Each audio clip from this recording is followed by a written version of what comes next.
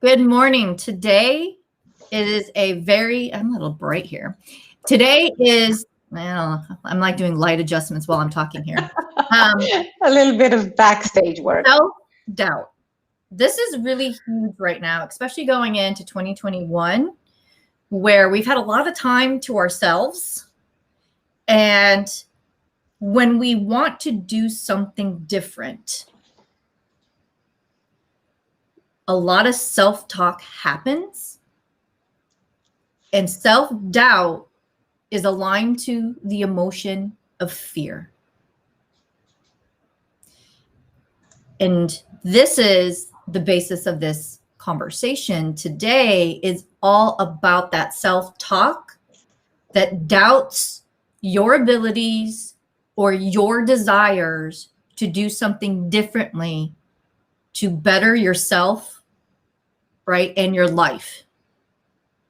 Yeah, I love that. And I think, instinctively or subconsciously, whatever you want to call it, we all know that. And it's, oh yeah, okay, fine. I know that it's all in here and about the self-talk and what do I say to myself so that I can motivate myself. But that's hard. I mean, it's easy to say it. And the question is, okay, but like, how do I do it? Right? How can I do it? Especially, and I think especially when we feel we're in an impossible situation, or we're down and low, or we're just confused. We don't know where to go.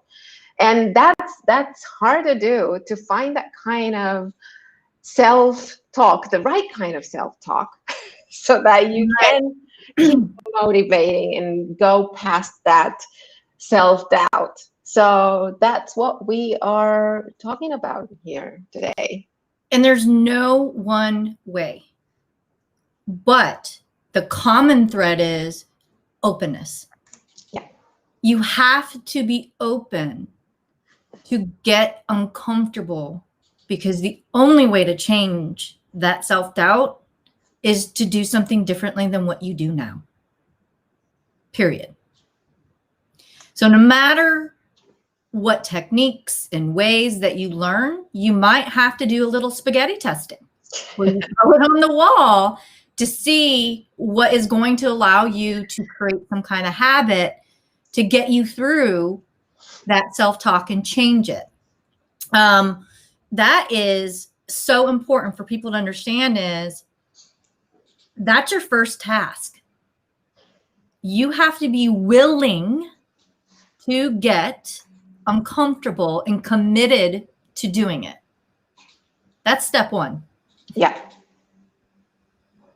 And I think it is committed to doing that, and also be a good observer. And that is why I say, when I talk to anybody, is hey, you have start with emotional intelligence, because it starts with self-awareness. So that is the real first step that you can take, is just notice what you're doing in different kinds of situations, especially when you're in an uncomfortable situation, or when you're getting results that you'd rather be different, and results that you'd like to change. So that's when you need to change behavior. But to be able to change behavior, you need to understand what needs to be changed, what you need to change. So that starts with observing. And I know I love how you said that, because what we're going to do is a little teaching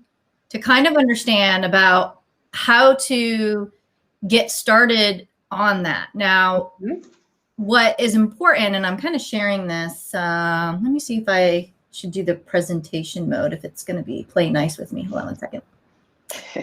All right. I think that's better, everyone. What do you guys think? So let's just talk about just our brains. I learned this when I was in my brain-based coaching certification, and it was really great to have these conversations around people that study neuroscience. So am I a neuroscience PhD major? No, but this is me, Veronica Share, really understanding. And yes, I was a science major, but you have three brains. And what's important is really understanding when I start to dive into some other parts of this conversation, my point is there's science behind what I'm about to share with you. And when we talk about having self-awareness about our emotions, it's also having self-awareness of our bodies. And this is why I am sharing you the brain. It's good to understand why things happen in your body and your system.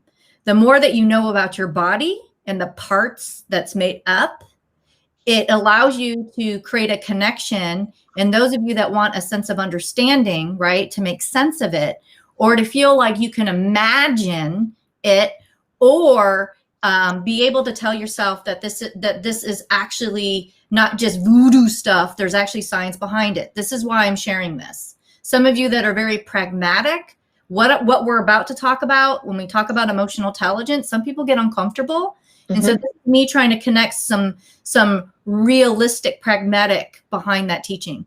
And when we look at the different parts of the brain, what we're really looking at is that limbic brain, where we have emotional and feelings sitting there. Yes, it exists. It actually is a part of our brain that does this.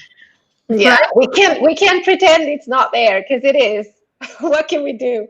And the other parts of our brain, which they call the neurocortex, and that's where you're doing all your rational thinking, where some of you, are thinking way too much. I'm there. And then you have some people that are very reactionary, and that's what we call that reptilian brain, where that's your instinct. So, they've done a lot of tests, like with, I think the rat test that somebody shared. I think we talked about that in my brain science class. This is where your autopilot, right? Without even thinking, these are things that you just do that are very innate. And that's where your survival mode kicks in. Yeah. And that's where your survival instincts are. So if you're under a lot of stress and duress, I can't even say the words. You're very stressed in survival mode. This is the part that's going to kick in and override. Mm-hmm. It's like override happens. What ends up when we talk about emotional intelligence and kind of working through that is that we're going to learn how to tap into the limbic part of our brain. So what does that look like? Well, here's a percentage. This is going to give you guys some things to wrap your heads around, why this, you have to get uncomfortable, and it does take work, is the conscious mind, which is the area that we are talking about, the thinking and doing all of that, a part of the brain, where you analyze, think, and plan, and that short-term memory. That's only 10% of your conscious mind, right? And 90% of what we really want to work on is the subconscious, which is that limbic. So that's a lot of work that we need to do in the limbic state. So if you're functioning out of that neurocortex or functioning more in a survival mode, that's going to impact your ability to ever change your situation when it comes to how you're dealing with self-doubt and staying motivated. Are you guys following me so far? I hope so. So I wanna jump in just to say that this is why the thinking is connected to the feeling and the other way around. So that is, and some of the thinking that we do, that's important to know that a lot of it is actually in the subconscious mind. It's not in the conscious mind. And and that gives us the feelings and emotions, because typically they're connected. So you have the thought that creates a feeling or an emotion that makes you feel a certain way, and then that triggers a behavior or another. So it's an important thing to know that, hey, some of those thoughts that create those feelings and emotions that give you some of your behavior, they come from the subconscious mind, not necessarily conscious. All right. So now, and the reason why I'm bringing this up, I actually proposed to actually talk about unlocking your subconscious mind. Mm-hmm. And I actually got feedback that they were hesitant, and I haven't really figured out what the answer was. And yes, I'm publicly sharing this because the trigger instinctive, is it the word subconscious or just unlocking subconscious? Why someone would be hesitant to even do that as a conversation talk. Here's the thing. What I am learning is the word subconscious or unconscious, or when we start to talk about that, is a little strange for people and they get uncomfortable. When we can start actually talking about these subjects and not feel that it's weird or things that, you know, because conscious is so easy to talk about, right? These are the things that we're tactically doing. Mia, when I was an agile coach, that was one of the biggest struggle, is that no one would ever wanted to talk about the people problems. They always wanted to learn tactically how to do Scrum, how to do the skills, how to do those things, but never really work on what is actually limiting our ability to do those skills well. And this is what it goes back is we have to be able to say the word subconscious. Say it. All right.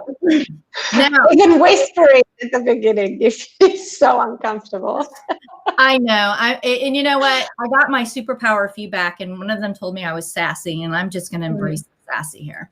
Now, the communication model of the neuro-linguistic programming, and this is, you know, something that I have kind of moved more towards from traditional coaching to more of helping unlock that particular area, so we can really understand what are those filters that we're bringing in. So we have a trillion bits of information at one given point that we're actually receive in a constant basis.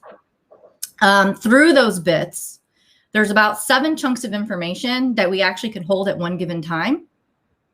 And that information is going through filters, which you see these filters where you're either deleting what you are actually hearing. So you know how like sometimes somebody will only hear what they want and then it's completely different. That's an example of deletion, right? It's you only heard what you wanted to hear and everything else didn't matter. You generalize things. So that's a lot with the generalization, or you distort. And this is the big one that we'll share when it comes to self-doubt. And that is where whatever information that you're coming through, your brain in your head and your internal representation, right? That limbic part of your brain where a lot of those emotions and feelings are happening, you're doing a self-talk right then and there. And so part of emotional intelligence of what Roxana is talking about is being aware of that moment, right? Information comes in. I had a particular action towards that. What was the emotion that I was feeling and what did it trigger, right? In me. So what was I thinking? Or let me say it a little differently. What was the action? What was my belief at the time? And what was the emotion that I had? I said that a little backwards. Mm-hmm. So that's that process coming in. So how we think about and we represent it, the physiological, right? Our behavior and action. So this is why it's so important when we talk about skill sets. And I think I shared a while ago that neurological change model. You can learn all the skill sets in the world, but if the stories in your head are telling you one thing, all the behaviors and actions around that particular skill set may or may not be at its best. Mm-hmm. This is why it's huge for us to be self-aware and think about our emotions. And so you see there's values, beliefs, decisions, and our memories of what is going to be a part of that. Anything I missed, Roxana, that you want to kind of put in there? No, you didn't miss. And it's exactly what happens based on everything. So all of our belief systems and values and all of our experience, everything we're used to, that gives us the way that the filter, right? The filter through which we interpret things.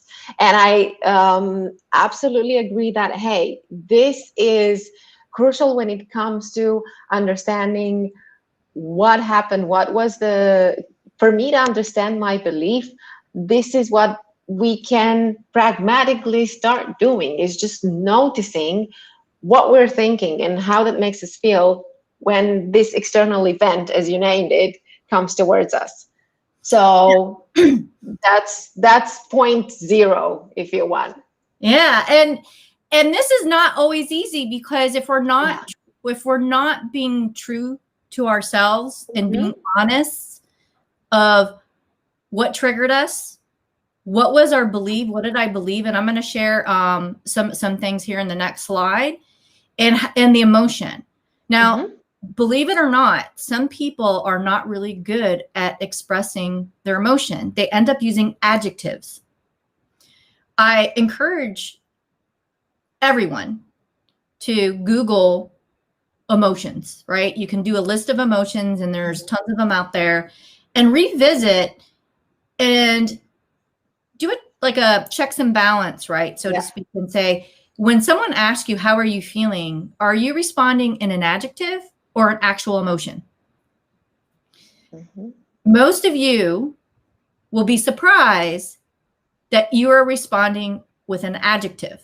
So this is a good exercise to put a list of emotions and what I'm about to show you next too, so you know that you are acknowledging emotion versus an adjective just describing the emotion.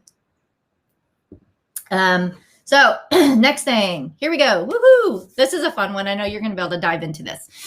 So we're going to talk about distorted information. And so this is the self-talk, the things that we talk about in our heads. This is where a lot of that self-doubt will come from.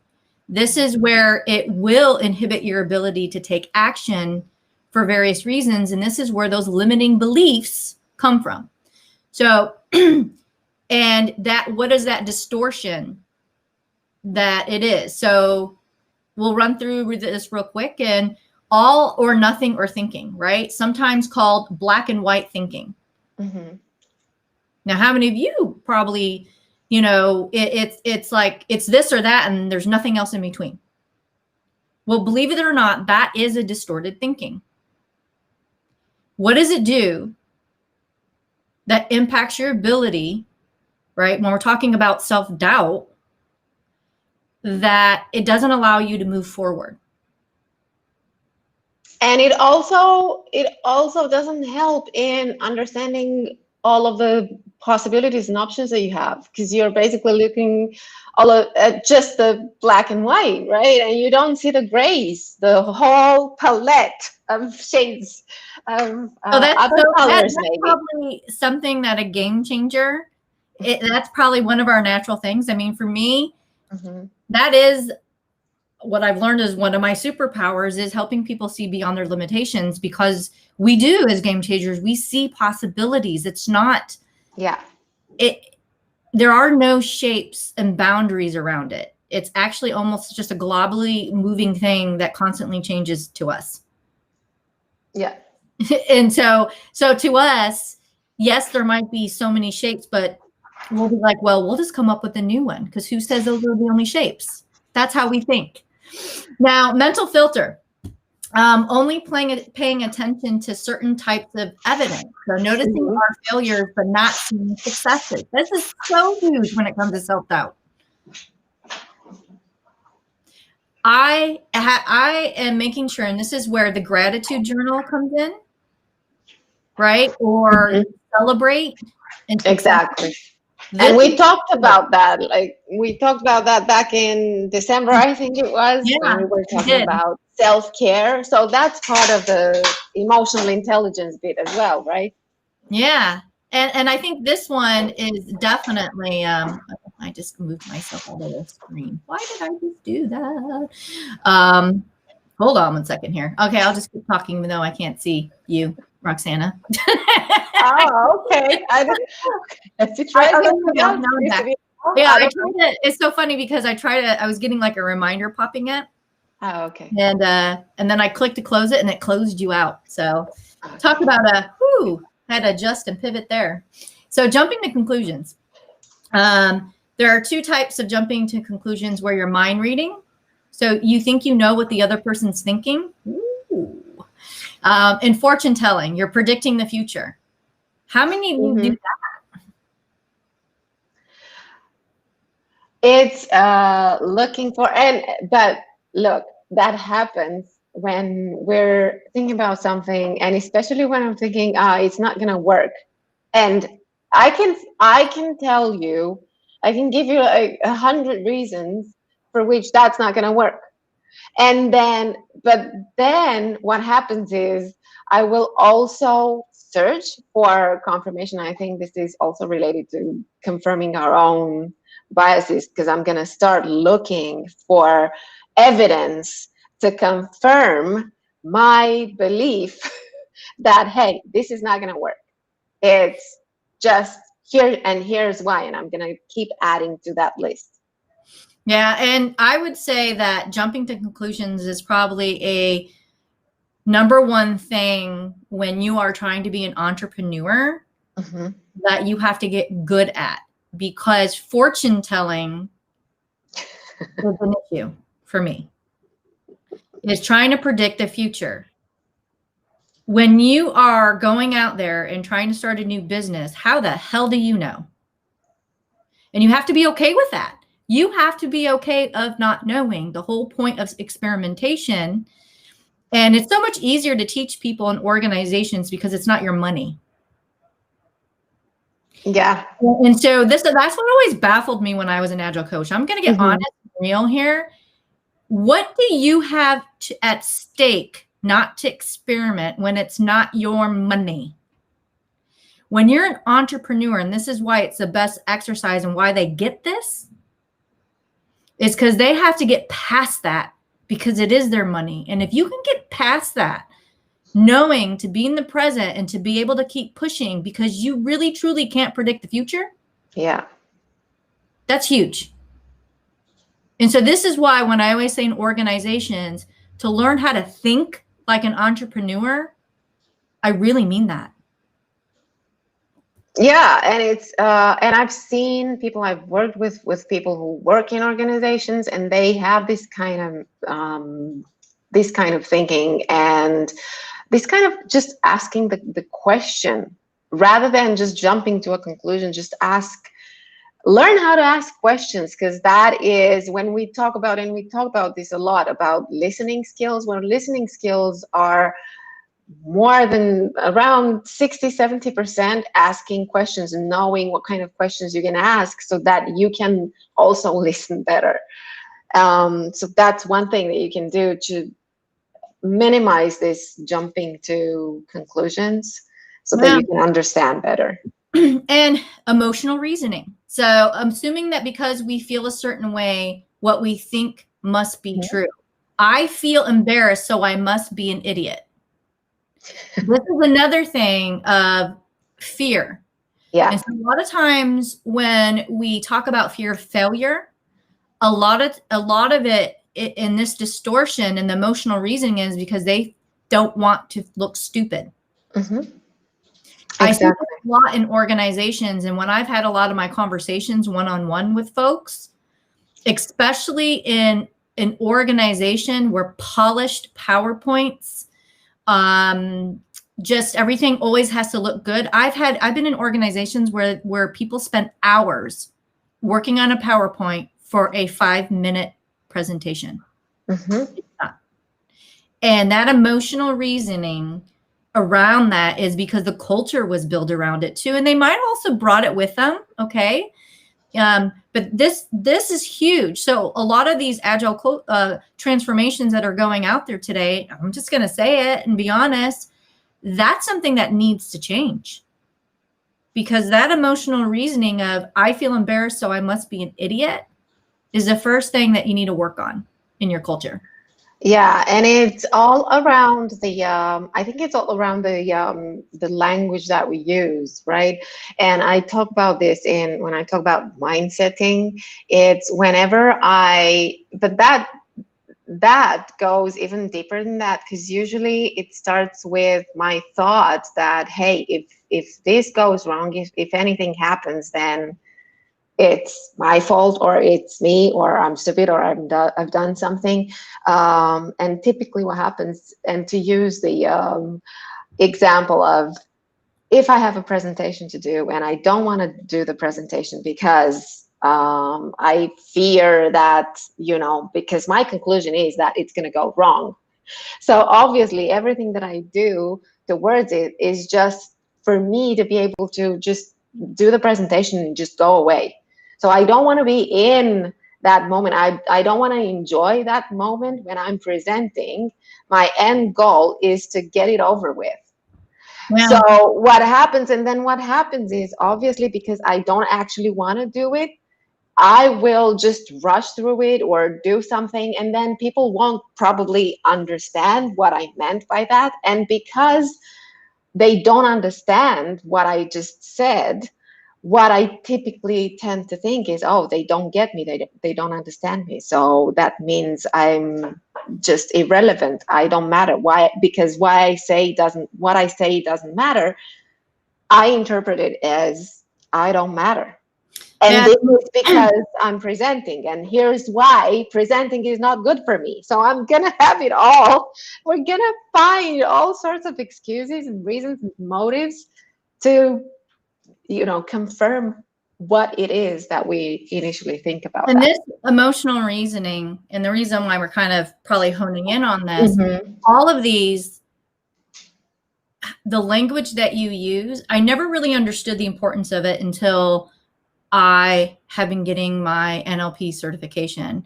I'm also doing clinical hypnotherapy.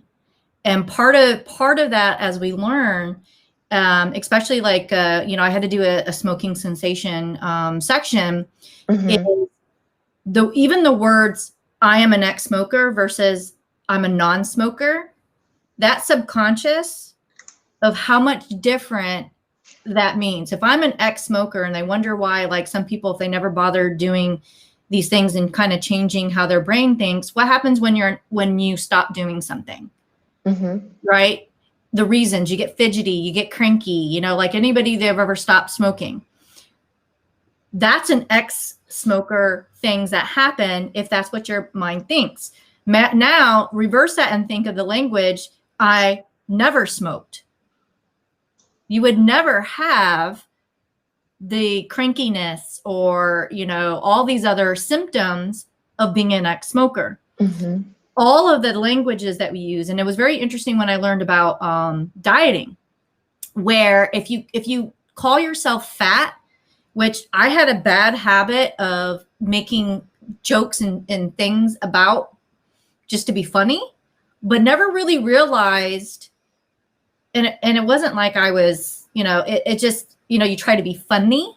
Yeah. Well, those things, and I'm learning to be better at it, is that negative thing, the more I keep saying something about myself, that actually goes to that limbic brain, into that subconscious, where that if I feel embarrassed, so I must, you know, be an idiot, Mm-hmm. you actually saying that is telling your mind that you are it. So you are fat, which, you know, there's a physiological attachment to where they've actually done studies of what you say, and look it up. It's a Japanese scientist. It's the YouTube video of water, of all the negative things of saying, and the crystals that formed on that water from those negative pieces. So you will have a physical reaction to what you actually say about yourself. Mm-hmm. And to how you bring this out. Exactly. Yeah, absolutely. And it becomes a habit, and we get used to that. And that's why, and when you talk about giving something up, is not just and actually I have a book that I want to show you, by the way. We gotta share. So do you see it? Oh yeah, Okay, the hold power on. of habit. Like, yeah, the power of habit. He's the one that And talks it's, about the rad experiment. yeah, and even more so about not just giving something up because that's a habit. It's just replacing one habit with another. So for people who give up smoking, you're actually not, you know, you're replacing the smoking with exercise or whatever else works for you, because you're heading towards something else.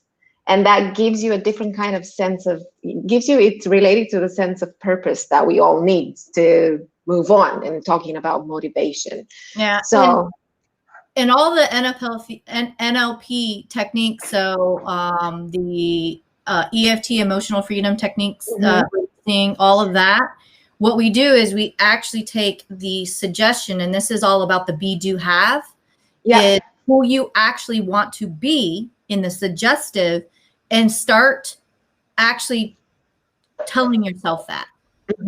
So in the case of I feel embarrassed, so I must be an idiot, what would yourself want to be, right? Is it, I am a confident speaker, right? For example, instead of saying I feel embarrassed, so I must be an idiot, right? Instead of saying, oh, I'm embarrassed, I don't, about speaking. No, say I am a confident speaker, and just keep saying that. Change your language, and eventually the way that your mind starts thinking about it, it actually starts to change, is my point. Yeah. Labeling. Okay. Now, this kind of goes hand in hand in what we've already been talking about, where you're assigning labels to ourselves and others. And this is where some people, you'll hear they don't like to talk about people's disabilities, because they come from on the labeling. Yeah. That if you believe that you are not able to do something, then you're giving permission for your brain to allow that state to be. And you might say, well, maybe that's a fact. Well, what about all those miracles out there when somebody couldn't walk, can walk? So I challenge all of that thinking all the time is, what do we do when it comes to labels that create more of a negative effect on how we perceive and act in a mental and physiological way? And if it doesn't kind of pass that litmus test, then maybe that label isn't necessarily a good one. Yeah, and we put a lot of labels on ourselves. I think this is the most important thing, understanding how we are labeling ourselves, so that we can then look outside and see what kind of labels we use for other people. And for instance, one of the labels, and when the thing is, when you use a label as an excuse, that's when you kind of know there's something fishy there, right? And not to go down a rabbit hole where I think this is quite polarizing in our world today. We actually are label-loving people out there right now. Yeah, we are. And we really need to start doing a litmus test of exactly what you just said. If it's a label to give an excuse not to be the best version of you, or an excuse because you're playing victim, then maybe the label isn't necessarily a good idea. Exactly. It's and that's why I love the famous Henry Ford quote: whether you think you can or can't, you're right. Because it's all about that. It's about, and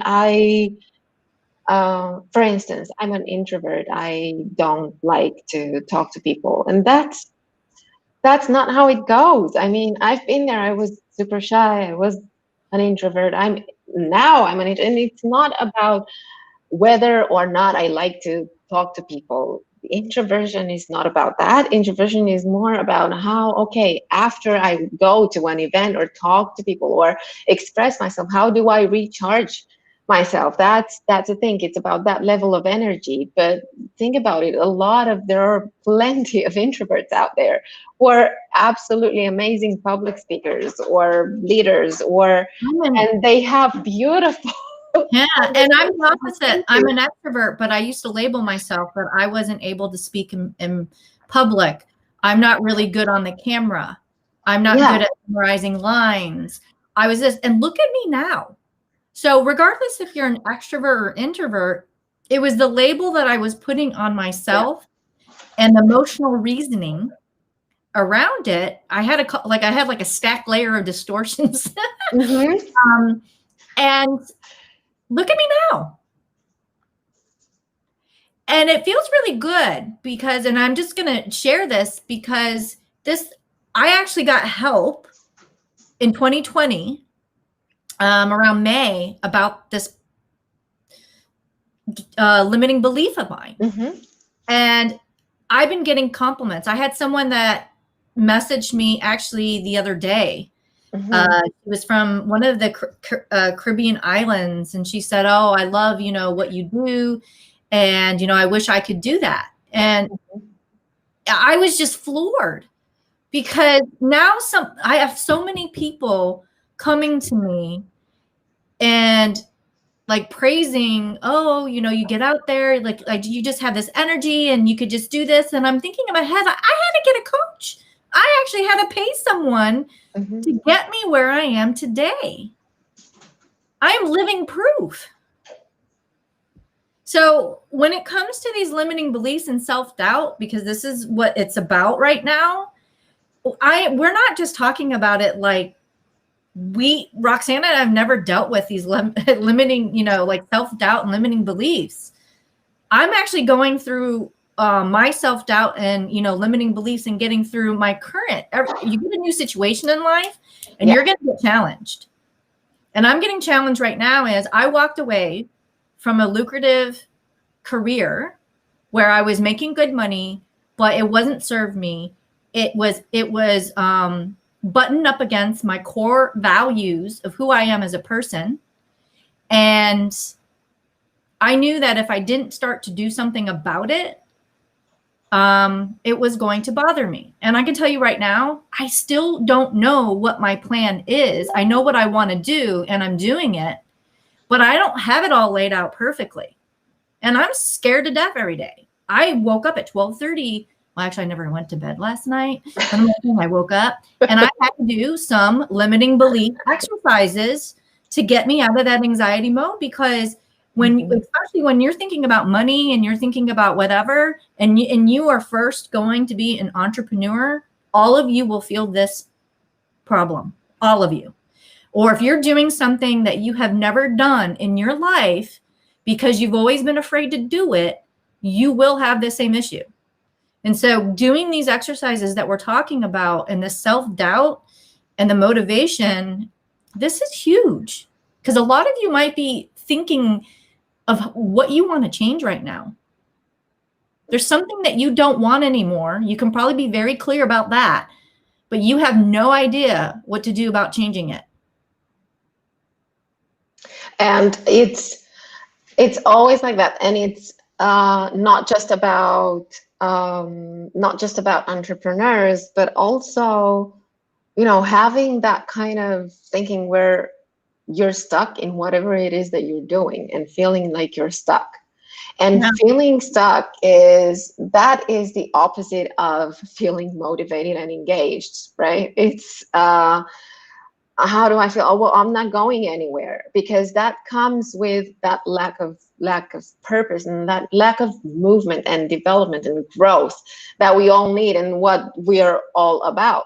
So talking about all of these exercises that we can do, it goes hand in hand with the way that you're going to go through your own professional development, because it's based on personal and professional development. They go together hand in hand. You cannot have one without the other.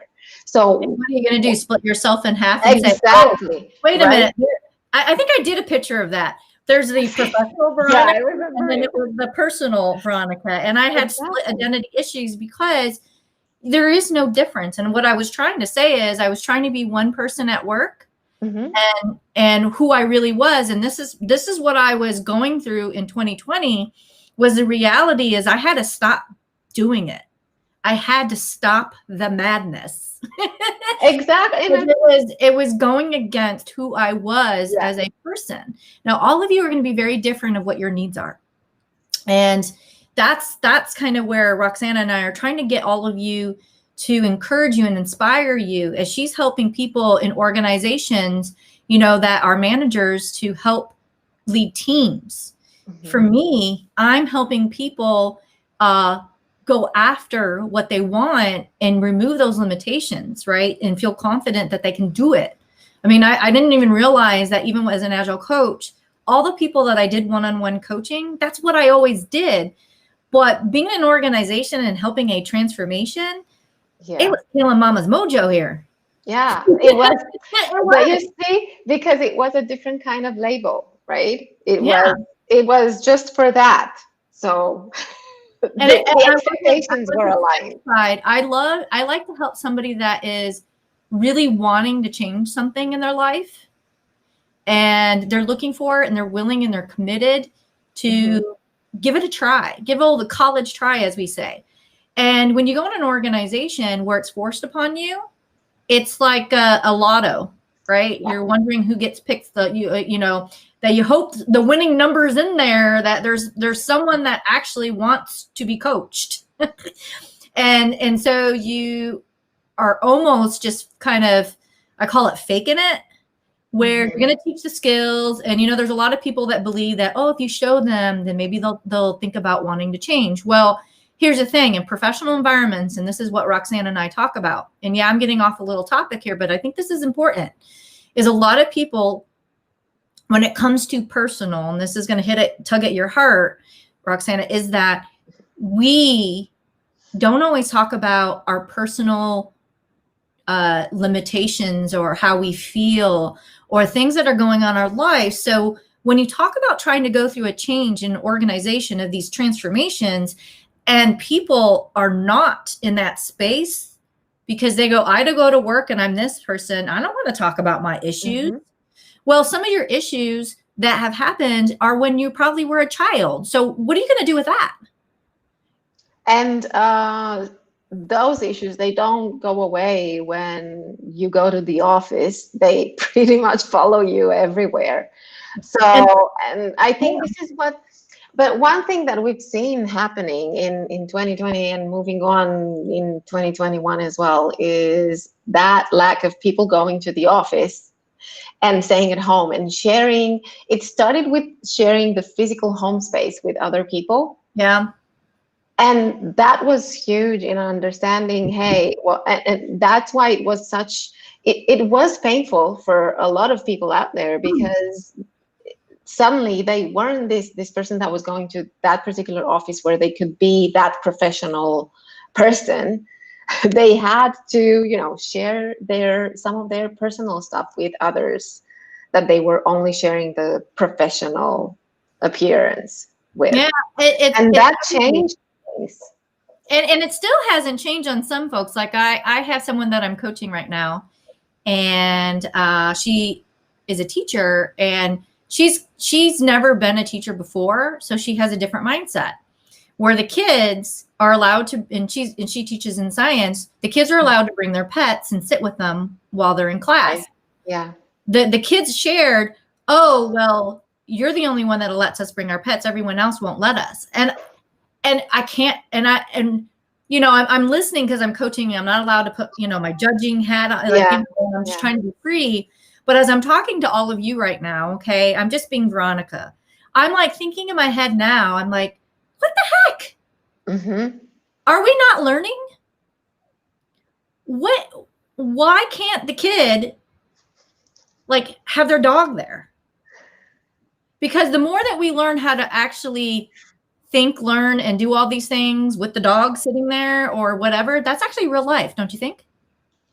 Well, it is, and exactly, and it prepares you to understand how you can, okay, you have the dog with you, so, but you still need to focus on whatever it is that you have to do. So you learn it by doing it.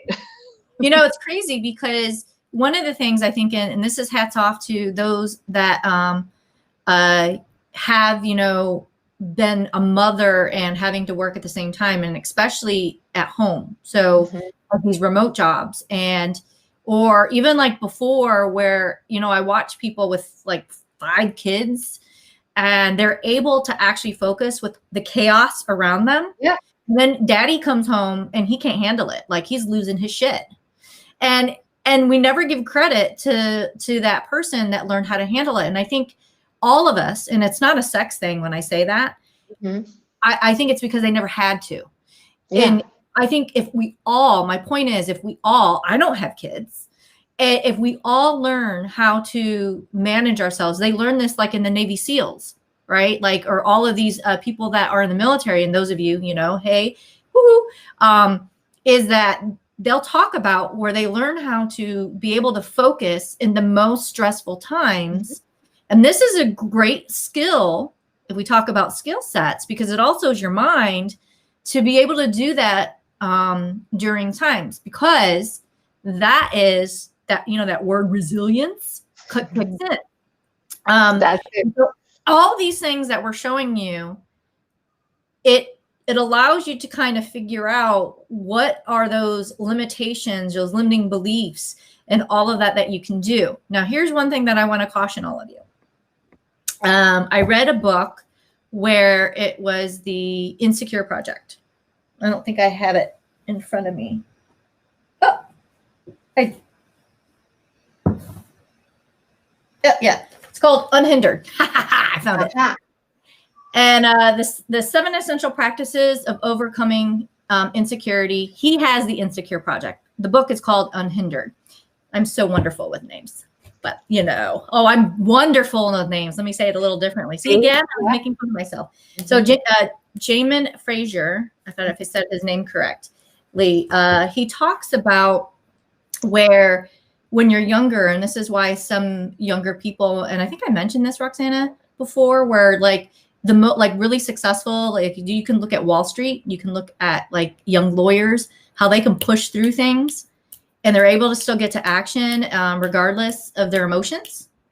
And they've kind of learned how to do that. But as you get older, there's a point when, and this is why I think that midlife crisis is popular. And this is why I like to work with mid-career people, is because they start to pause. They start to have a little bit issues where if they've had highly successful careers and they're looking back on their life and maybe things didn't go the way they wanted, or they never really dealt with this list of things that we're sharing with you today, this is where what we call the shit hits the fan. Exactly.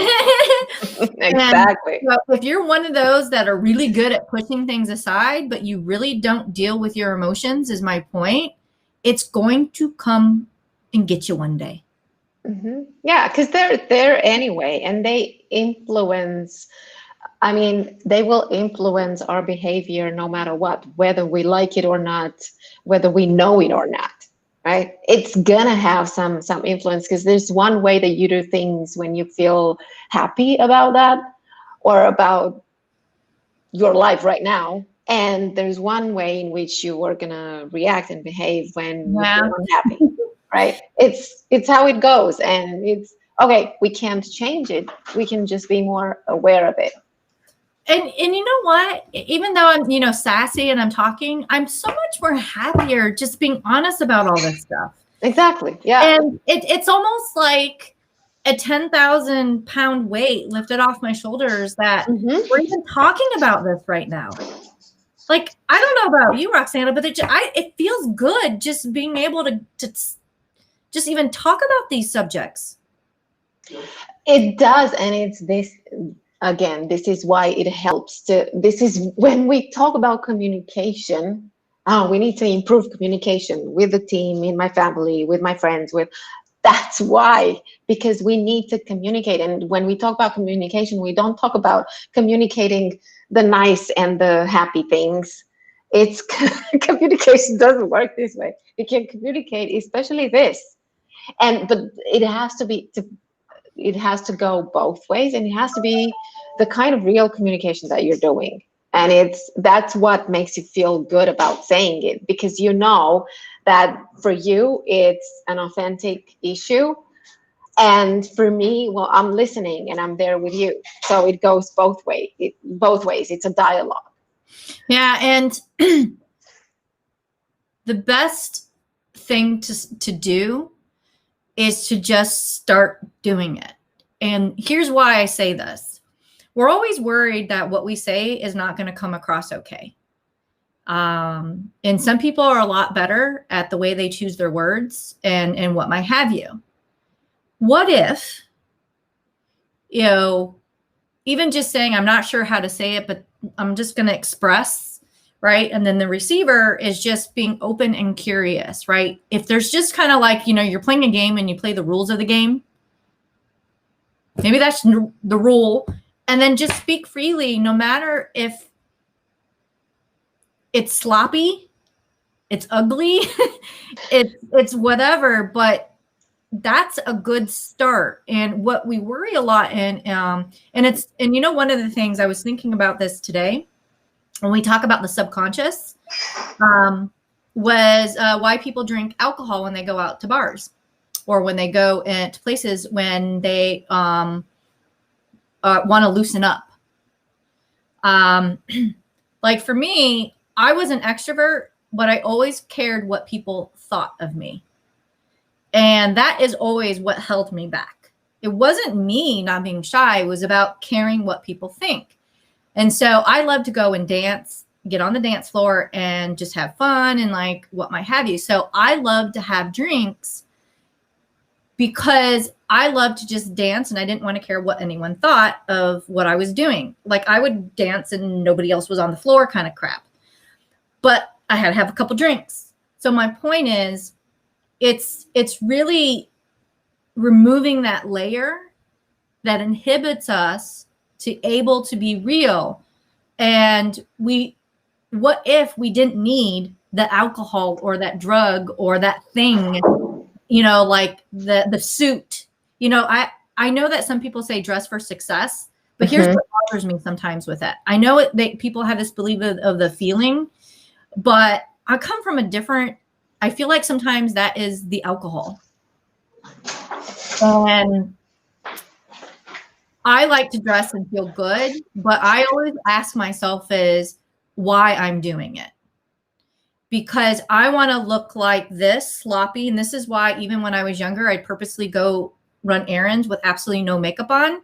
Because I was like, if people aren't going to like who I am without looking all pretty and dolled up, I used to go to college classes like that. And then I'd be out the bar. And I remember some guys would say to me, they'd be like, you look different. Because I just had this thing is I wanted to never feel like I can't go out there without it. Right. Like, you know how the 1950s, 50s women would put on makeup. And I think sometimes this is where when we get to these limiting beliefs and the labels and thinkings is how do we get past that layer that holds us back?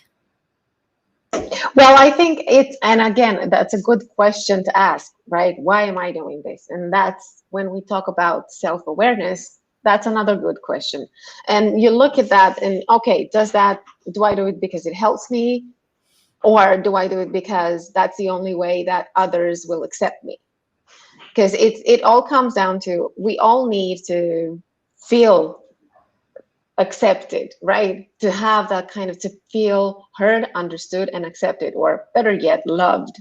This is the fundamental emotional need that we have. And so if I'm asking this question of myself, okay, so yeah, I might be doing this because I need a boost of energy, because I need a boost of confidence, whatever it is, okay, whatever helps me. But if I think this is the only way that I'm gonna make myself heard and understood and accepted by others, then maybe then I can think about, okay, is there anything else that I can do? What do I need to do? Do I want to keep it up like that, or do I want to change it? I like where you're going with that. And so if I were to put that in a different context, it's almost like saying, what is my driving reason? Right? Am I doing this to suffice the negative aspect of it? Or am I doing it to suffice the positive of what I really want to be? And this is where we have to get honest with ourselves. Again, if we start to go, what's the trigger, what's the action, what's the emotion, you know, what's my belief that, you know, is limiting me? What's the distortion that we're showing in this visual? Most of the time, and this is what I'm learning a lot about myself this past year, is even though I was successful in doing certain things, it was driven by a negative reason. It was not driven by a positive reason. And so when things didn't go well, or when things didn't go, or just anything to where whatever I wanted to do, that drive for that negative reason, and it just goes, you know, like whatever, that's when those meltdowns happen. Because it's like putting the Band-Aid, but never stopping the bleeding. Yeah, exactly. You don't go to the root cause of it, right? You're just covering things up. Yeah. So cause and effect. I shared, you know, that I think I actually have a visual here. Hold on. Cause and effect. Hold on. So this is where, when it comes to self-doubt, when you remove self-doubt, you are empowering yourself as an individual. So let's clear the air on that. Any things that are limiting beliefs, this is where it's going to help you understand what I was saying, is that, are you doing something for the reason, the effect, right, which is the Band-Aid, my point? Are you getting down to the cause, right, of where you want to be in a positive way, which is the result that you're trying to get? And where do you want to really be? And again, that was a rhetorical question, because I'm hoping that you want to be on the cause side, right? You want to stop the bleeding. Exactly. That's what I learned, was I was doing things for reasons, not necessarily cause. Mm-hmm. I think that's huge. Well, it is, and I think we're gonna actually wrap up with that. But I remember what you said last time. You're a cause for the result, and that's actually it. And it's always, you know, we cannot control the external environment and whatever comes towards us, but we can control what we put out there and how we do it from within, right? From ourselves towards the external world. So, and that can also, and it does have an effect on everybody around us. So that bit we can control. Yeah, and it's sometimes easy to go in the cupboard and get the Band-Aid. Yeah, it's a fix. Mm-hmm. And it's a lot harder to figure out how to stop that bleeding. Yeah. Right? Absolutely. And so even though getting to the root cause and really getting to the result that you truly want is going to be uncomfortable and harder, and it might take a little longer, right? If you ever had like a bleed, you know, it does sometimes take a while to stop when it's a bleed, right? And you can keep putting Band-Aids, Band-Aids, Band-Aids, Band-Aids, but if you don't really understand and you keep moving, right, and it opens back up. Yeah, I know I'm getting so like gross here, but no, but you're gonna run out of Band-Aids at some point. Exactly. Good, right? And this is why it's so important to love yourself and accept where you are, but be brave and go down that path. And go there and get to the results that you truly want in life, right? And get to the results of the manager that you want to be, right? Roxana is working with all these people to help them be the best people leader they can be. Yeah. And that road, right, might be a little uncomfortable at times, but it's well worth it. Yeah, because at the end of the day, it's how we feel about ourselves, right? That's it. And it goes with your own definition of success, whatever success means to you. Yeah, today you go, I was crying like a baby. Right, exactly. But you know what? I know I'm doing the right thing. I know I'm doing the right thing. And you know what? I'll figure it out. I will. Okay.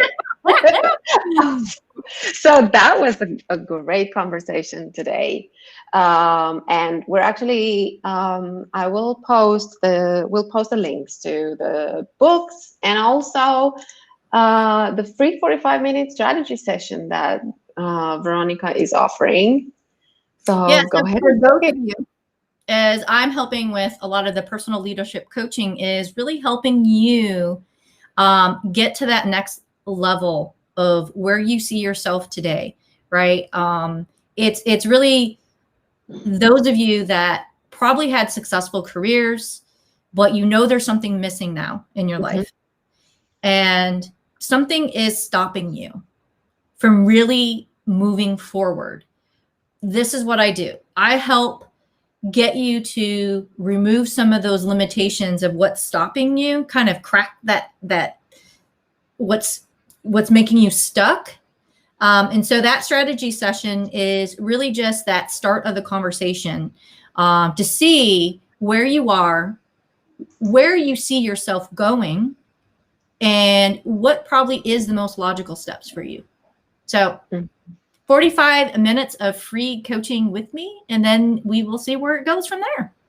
A lot of self-discovery there, so don't miss it, right? Because it's self-discovery with strategy. That goes a long way. Uncovers some superpowers there, I think.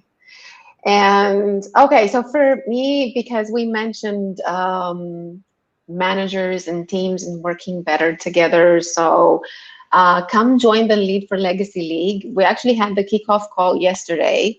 And it was a great mix of Romania, Mexico, and Canada. So, yeah, and it's growing. So we're gonna start the January. We go the other way around.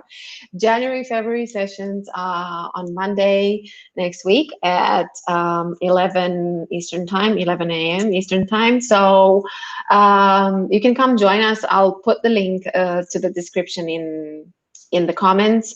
And this is an online program for management and leadership development. So we're going to talk a lot about what skills you can work on from a technical perspective, but also from a self-development perspective. So absolutely, I believe in emotional intelligence. It's one of my courses. So right?